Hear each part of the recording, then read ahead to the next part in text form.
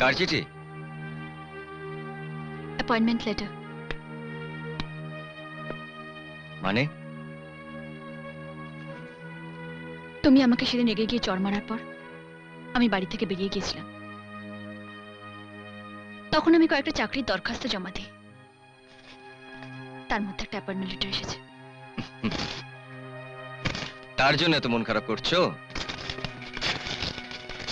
এর আর কোনো দরকার নেই। রাহুল এসে গেছে, এবার বিয়ে করে জমিয়ে সংসার করো।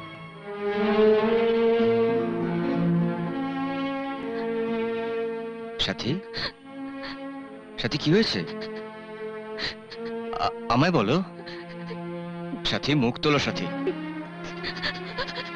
সাথী মুখ তোলো, আমার দিকে তাকাও। রাহুল, রাহুল তোমায় কিছু বলেছে? রাহুল আমার জন্য এখানে আসেনি, ওর বোন মিতার বিয়ের জন্য এখানে এসেছে। মিতার ভাবি বোন কলকাতা থাকে, রাহুল ওর বোনকে বিয়ে করবে। ইম্পসিবল, এ হতে পারে না। রাহুল অন্য কাউকে বিয়ে করতে পারে না। কেঁদো না, কেঁদো না সাথে। আমি আমি রাহুলের সঙ্গে কথা বলবো। আমি অনুষ্ঠানটা আগামী 2 তারিখেই রাখছি, আপনার কিন্তু আসতেই হবে। রাখছি। আরে সবুজ, তুমি একা কেন? সাথীকে সঙ্গে করে আনতে পারতে। কেমন আছে সাথী? ভালো নেই। সবুজ, তুমি একটু এসো, তোমার সঙ্গে কথা আছে।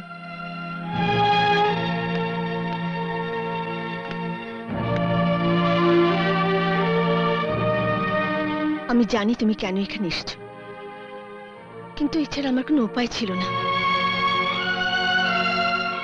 মিতার ছোট বোনটার বিয়ে হয়ে গেছে, ছোট মেয়েটারও বিয়ে ঠিক হয়ে গেছে। আমি মিতাকে নিয়ে খুব দুশ্চিন্তায় ছিলাম, হয়তো ওর কোনোদিন বিয়েই দিতে পারবো না। তুমি তো জানো অসুস্থ, কিন্তু ভগবান বোধহয় আমার কথা শুনলেন। ভালো একটা পাত্রের সন্ধান পাওয়া গেল। পাত্রপক্ষ মিতাকে দেখতে এলো, সঙ্গে ছেলেও এসেছিল। মিতাকে দেখে তো ভীষণ পছন্দ হয়ে গেল, কথাবার্তা পাকা হয়ে গেল, দিন স্থির হয়ে গেল। তারপর একদিন পাত্র পাত্রের বাবা এলো মিতার গয়নার মাপ নিতে। সেদিনই ঘটনাটা ঘটল। আয় আয়, রাখ।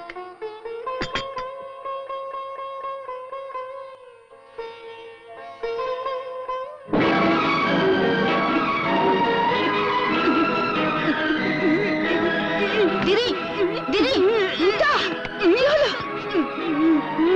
আপনারা ওকে ভেতরে নিয়ে যান। হ্যাঁ, চ চ।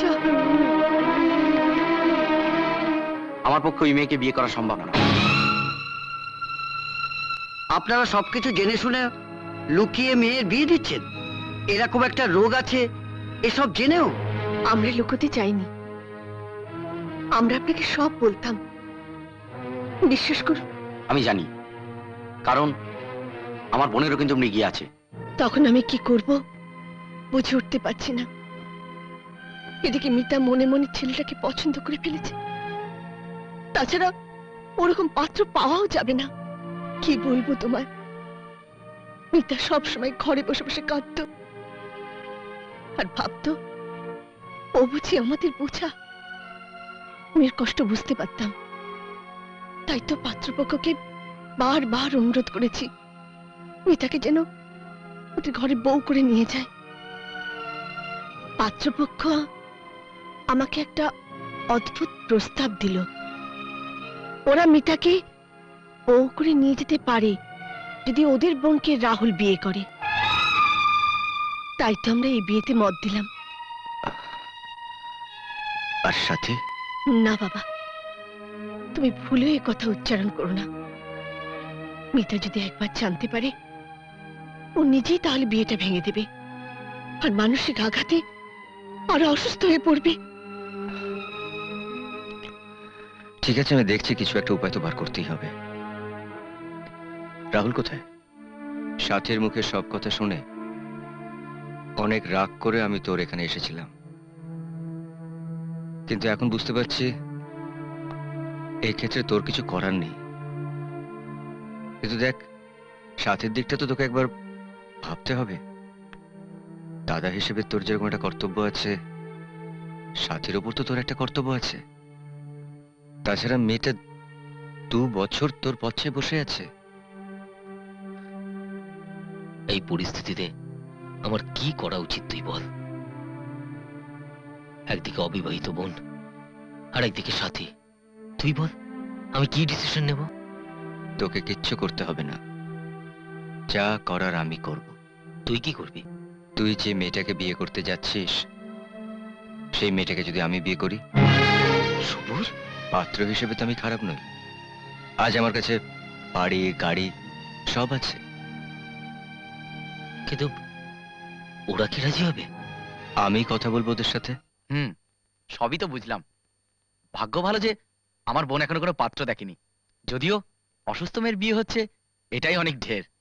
তবুও পাত্র হিসাবে আপনার সম্পর্কে কিছু। বন্ধু বলে বলছি না, সবুজের মতো মানুষ হয় না। তাছাড়াও নিজের বাড়ি গাড়ি ব্যবসা সব আছে। তাহলে তো ঠিকই আছে, আমার আপত্তি করার আর কি আছে। তাহলে আপনারা একটু বসুন, আমি একটু ভেতর থেকে আসছি। বসুন। সবুজ, মেনি মেনি থ্যাঙ্কস। রাহুল, আমার আমার একটা ছোট্ট উপকার করবি? বল। আজ আমার মার কথা খুব মনে পড়ছে। মাকে ভীষণভাবে দেখতে ইচ্ছে করছে। তুই যদি মাকে সব কথা বুঝিয়ে বলিস, মা হয়তো তোর কথা শুনে আমাকে ক্ষমা করে দেবে। মা ক্ষমা করে দিলে আমি আমার মার কাছে যেতে পারবো, মার কোলে মাথা রেখে ঘুমোতে পারবো। কতদিন মাকে দেখিনি বল।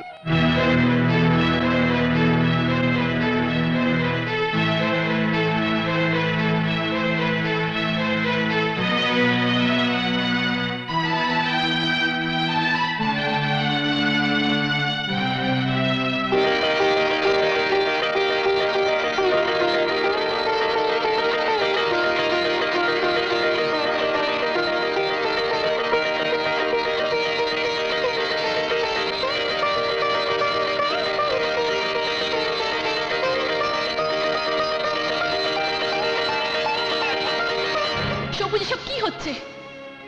এভাবে স্যাক্রিফাইস করার কোনো মানেই হয় না। যে মেয়ের মুখ তুমি কোনোদিনও দেখলে না, তাকে তুমি বিয়ে করতে রাজি হয়ে গেলে। সত্যি কথা বলো তো সবুজ, তুমি মন থেকে বিয়েতে রাজি হয়েছো? চুপ করে থেকো না সবুজ, বলো। সত্যি বলছি, আমি মন থেকেই রাজি হয়েছি। আর ওই মেয়েটা? কোন মেয়েটা? যে তোমাকে টাকা দিয়েছিল, তার কথা তুমি একটুও ভাববে না?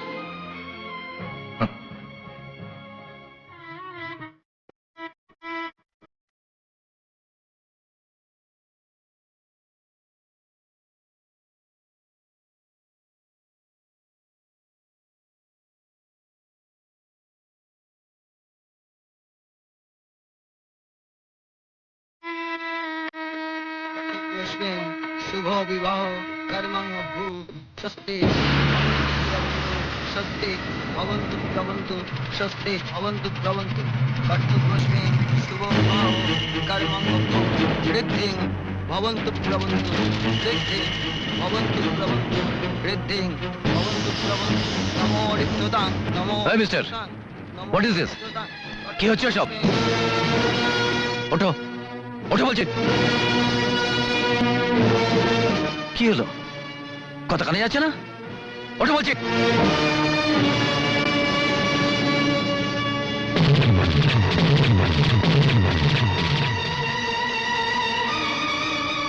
কি ভেবেছো তোমাকে আমি চিনতে পারবো না?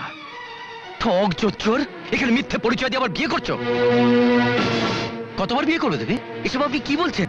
ঠিকই বলছি, এটা একটা জোচ্চোর বেঈমান না আসলে ওনার সাথে বিয়ে হওয়ার কথা ছিল না, বিয়ে হওয়ার কথা ছিল ওনার বন্ধুর সাথে, কিন্তু হঠাৎ বন্ধুর জন্য রাজি হয়ে গেল।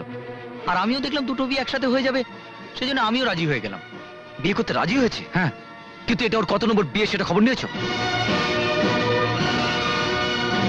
কিছুদিন আগে একটা মেয়েকে বিয়ের মণ্ডপ থেকে তুলে এনেছিল, তারপর তাকে বিয়ে করে। কোনো খোঁজ খবর না নিয়ে এরকম একটা লোফারের সঙ্গে বোনের বিয়ে দিচ্ছিলে?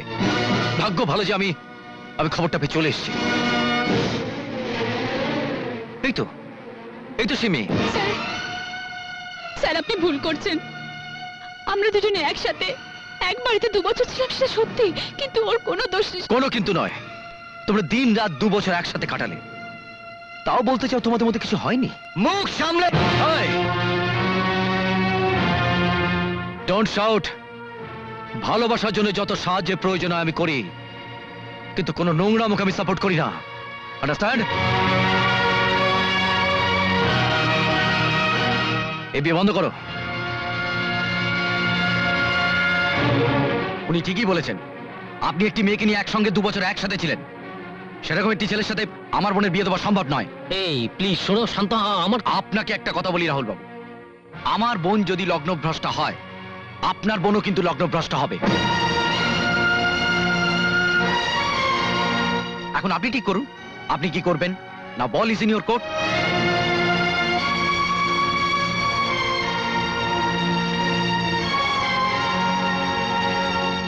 দাদা, প্রয়োজন নেই আমার এই বিয়ের, কোনো প্রয়োজন নেই। হাতে শাখা, স্মৃতিতে সিঁদুর, এসব স্বপ্নে ফাঁকে থাকে না দাদা। আমার জন্য তোদের জীবনটা নষ্ট হয়ে যাবে, এ আমি হতে দেব না, কিছুতেই না। তোদের কষ্ট দিয়ে আমি সুখী হতে চাই না দাদা, আমি সুখী হতে চাই না, কিছুতেই না। সরি সবুজ, তো আমি ক্ষমা করে দে। আমি একজন ভালো প্রেমিক হয়ে থাকার থেকে একজন ভালো দাদা হয়ে থাকাটা ঠিক মনে করছি। আর তাই আমি ওর বোনকেই বিয়ে করব। তাতে আমার বোনের সুখ, আমার পরিবারের সুখ। আমি আমার নিজের সুখের জন্য আমার মা বোনের চোখের জল সহ্য করতে পারবো না। তুই আমায় ক্ষমা করে দে। বাহ বাহ রাহুল, বাহ! তোমার জবাব নেই। রাহুল, তুই আমার একটা কথা শোন।